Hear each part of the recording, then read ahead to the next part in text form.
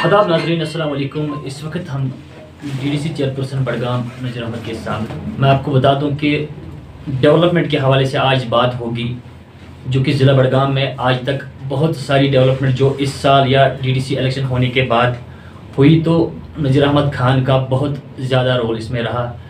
जहाँ पे भी काम रुका हुआ था 2019 के बाद, जब से यहाँ पे आर्टिकल 370 और 35 को हटाया गया, और नज़ीर अहमद खान ने वो काम इन 2 सालों में करके दिखाया। अभी और काम अधूरा है, इंशाल्लाह आने वाले वक्त में भी वो काम होगा। पहले हम बात करेंगे नज़ीर अहमद खान साहब से। खान साहब, आपका खैर मकदम। शुक्रिया।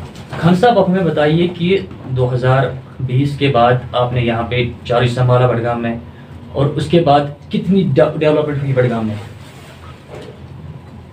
जहाँ तक हमारे चेयरमैन होने का ताल्लुक है, मैं रूरल डेवलपमेंट जो हमारा डिपार्टमेंट है, जो पेरेंट बॉडी जिसको हम कहते हैं, इसका मैं चेयरमैन हूँ। रूरल डेवलपमेंट यानी हमारा जो कुछ भी एजेंडा है वो ये है कि हम ज़िले बडगाम को इसके गाँव जो है, पेरिफेरीज जो है, जंगल इलाका है, उसमें हम सड़कें, बिजली, पानी और खुर्दनोश की जो फैसिलिटी सरकार देती है, उनमें हम अपने लोगों तक उन तक रसाई पहुंचाने के लिए हम उनके काम आ जाए। उस हवाले से जो कुछ हम देख रहे हैं कि इस सिस्टम में हमारा रूरल डेवलपमेंट जो है डिपार्टमेंट, ये पेरेंट बॉडी की हैसियत में काम कर रहा है, और इसके साथ हमारे कोई 25 दूसरे एलाइड डिपार्टमेंट जैसे R&B है, PMGSY है, एग्रीकल्चर है, हॉर्टिकल्चर है, सोयल कंजर्वेशन है, कमांड एरिया, जो भी है, जितने भी डेवलपमेंटल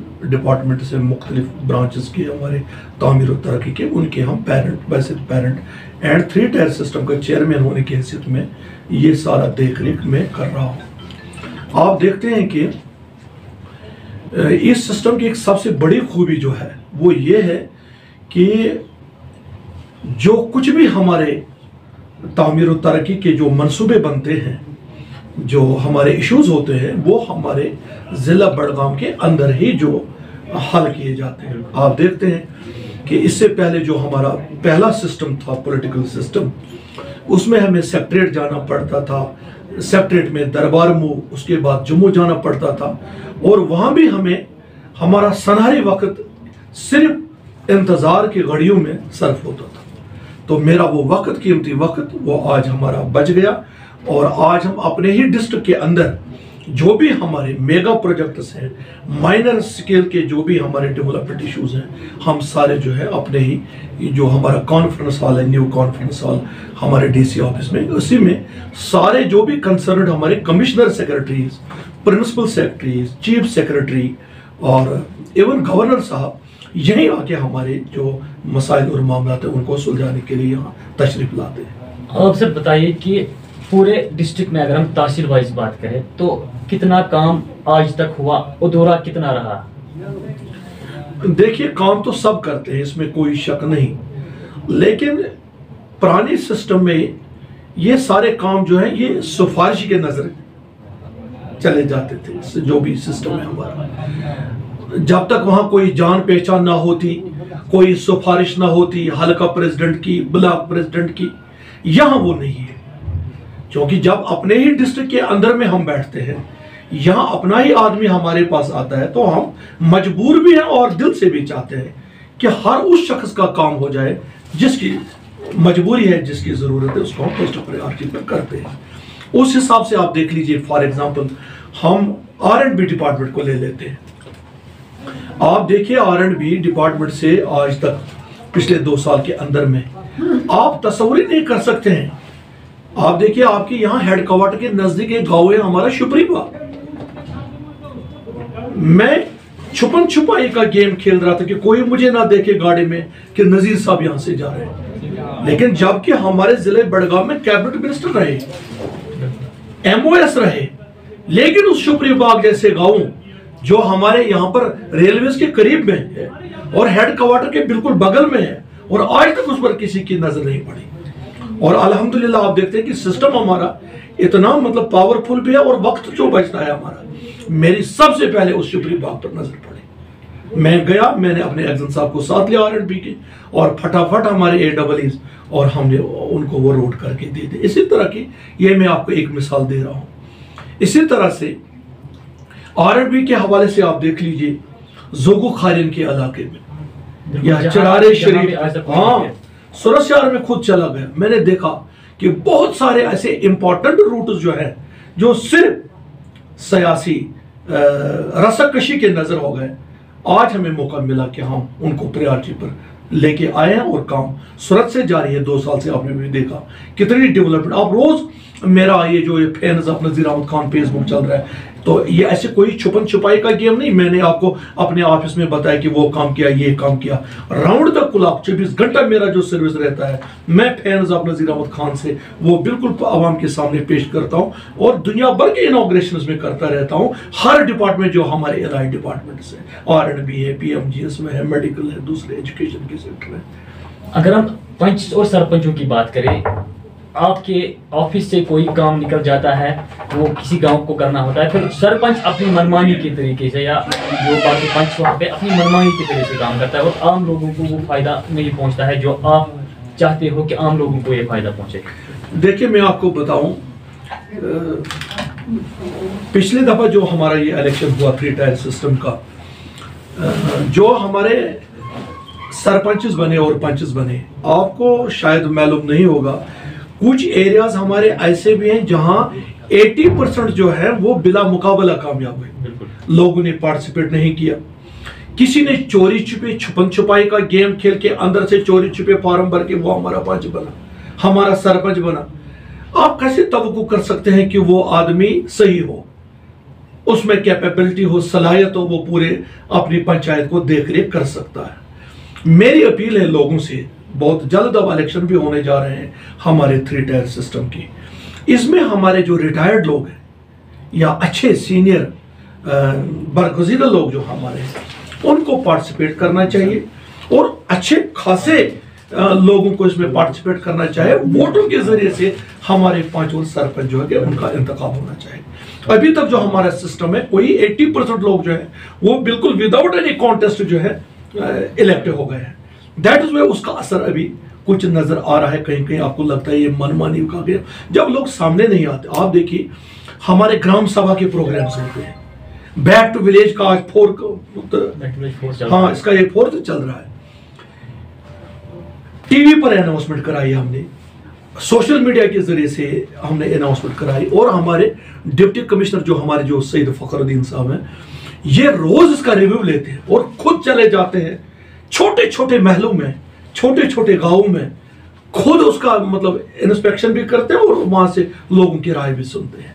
लेकिन अनफॉर्चुनेट ये है कि जो लोग गांव में हमारे खिलाफ बातें करते हैं, जो लोग कुछ करवा सकते थे, वो गैर हाजिर रहते हैं हमारे इन प्रोग्राम्स में, जहां से डेवलपमेंट की बेस बनती है। क्योंकि आज जो हमारी स्कीम्स ये ऑनलाइन चली जाती है, इसके लिए गवर्नमेंट एक टाइम फ्रेम देता है, फिक्स करता है कि 20 दिन के अंदर में ये ग्राम सभाएं खत्म करें या बैक टू विलेज 1 महीने के अंदर में खत्म करें।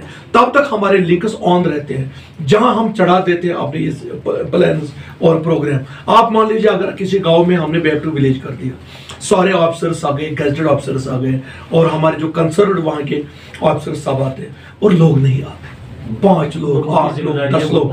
आप बताइए, हम कोई फरिश्ते तो नहीं है, जबरील तो ऊपर से कोई न्यूज लेके नहीं आता है। हो सकता है इस वक्त हमारे उस प्रोग्राम को तरतीब देते वक्त कोई इंपॉर्टेंट इश्यूज है वो स्किप कर जाते हैं। स्किप क्यों कर जाते हैं? कि जिम्मेदार लोग सामने नहीं आते। ये खामी हम में है, और आने वाले दिनों में इंशाल्लाह हम इस पर भी काबू पाएंगे। आप इत्मीनान से रहे, कोई पंचायत, कोई तहसील, कोई ब्लॉक ऐसा नहीं रहेगा इंशाल्लाह जहां इक्वली हमारी डेवलपमेंट। सर, मखामा के लोगों की एक मांग है, वहां पे एक पुल है जिसमें फंड्स भी आई थी मगर काम स्टार्ट नहीं हुआ।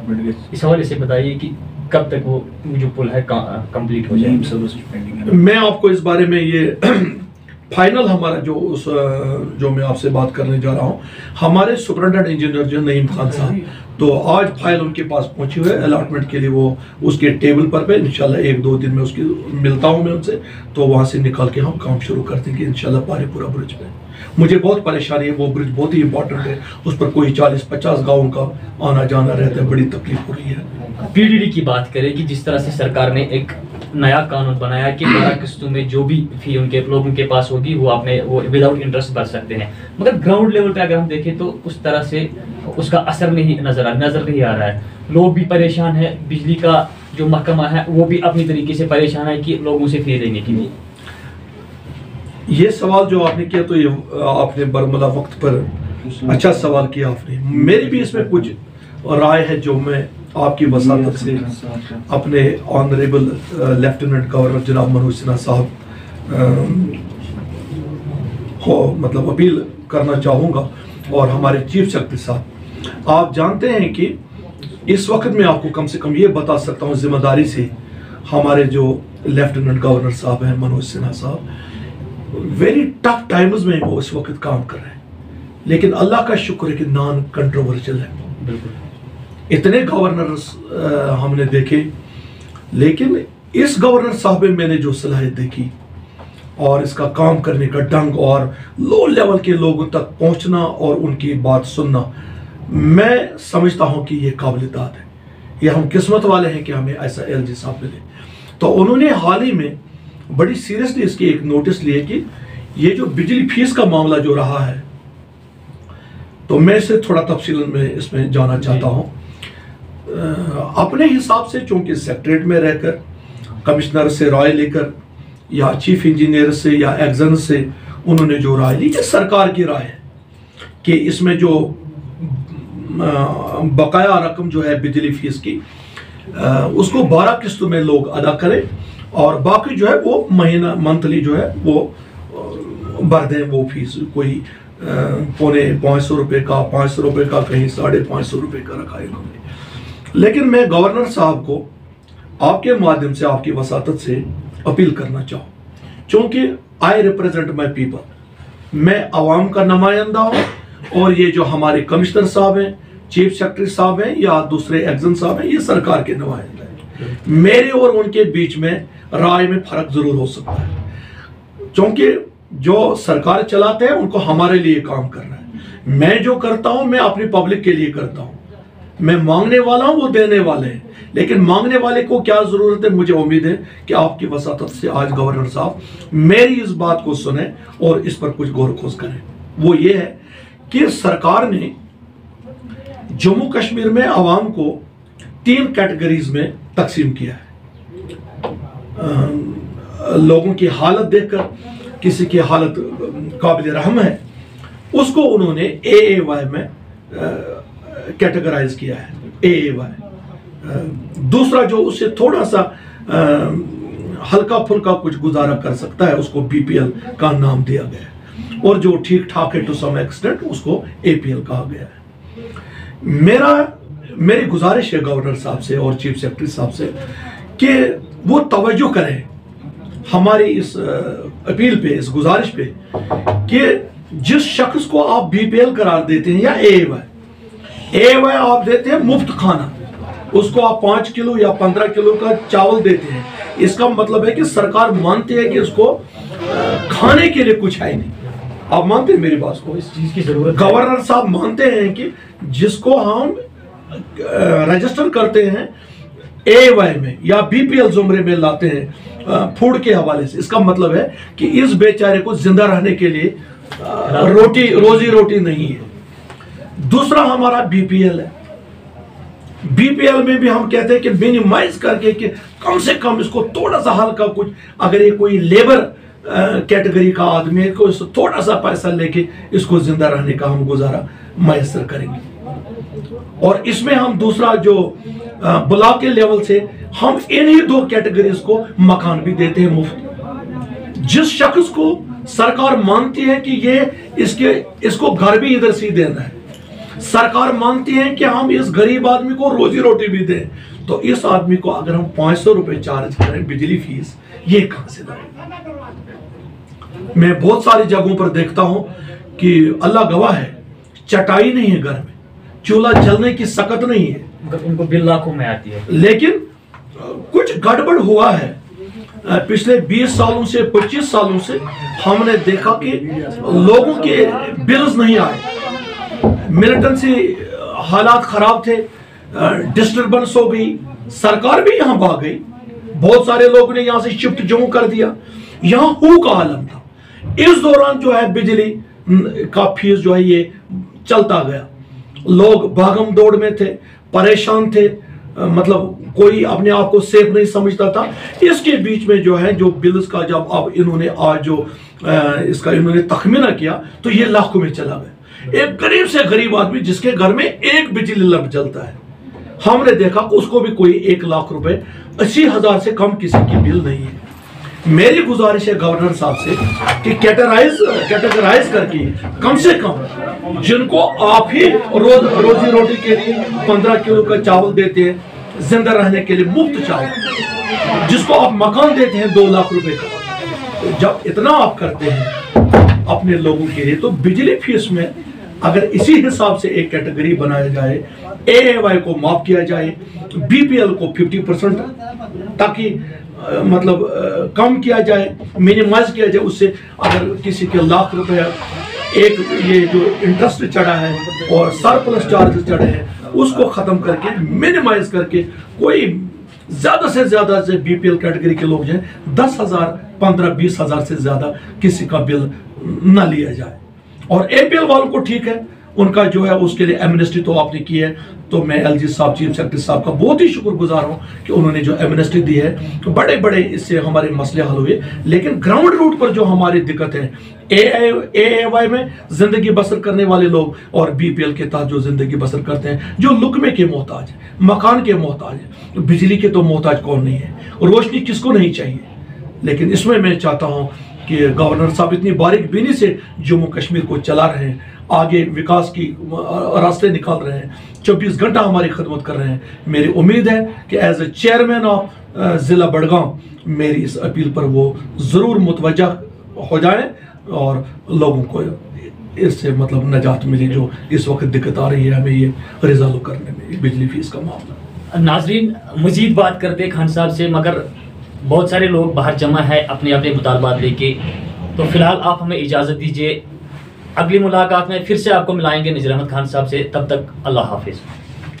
दिन भर के तमाम तर अपडेट्स पाने के लिए सब्सक्राइब कीजिए हमारी सभी ऑफिशियल चैनल्स को और साथ ही साथ बेल आइकन भी प्रेस कीजिए ताकि आप तक पहुँचे हर खबर सबसे पहले।